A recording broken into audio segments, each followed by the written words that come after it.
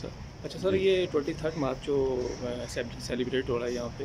تو آپ سر کیا پیغام دینا چاہیں گے جو شہداء ہیں جو ہمارے کشمیر کے حوالے سے، اور جو ہمارے جرنلسٹ ہیں سر،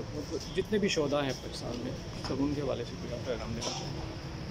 دیکھیں جی، پہلی بات تو یہ کہ جو 23 مارچ کا دن یا اس قسم کی جو بھی تاریخیں ہوتی ہیں، اس میں آپ کو ایک تجدید کا دن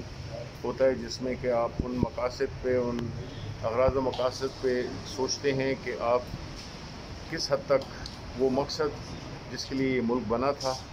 وہ حاصل ہوئے ہیں. اور اس سلسلے میں جو بھی آپ کو اپنی سمت کو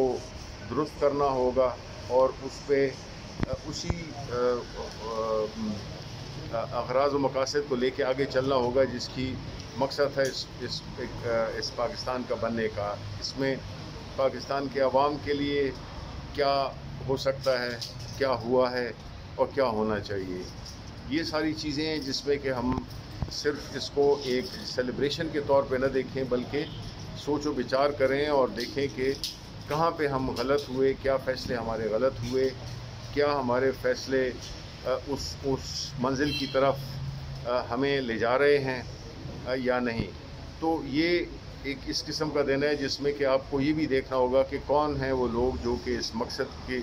کو حاصل کرنے کے لیے انہوں نے اپنی جانوں کا نذرانہ پیش کیا، انہوں نے اس ملک کی حفاظت کی، اس ملک کو آگے لے جانے کے لیے اپنا حصہ ڈالا.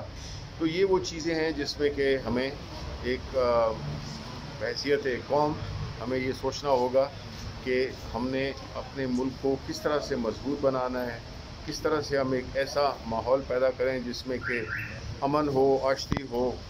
خوشحالی ہو، قانون کی بالادستی ہو اور قانون کی حکمرانی ہو.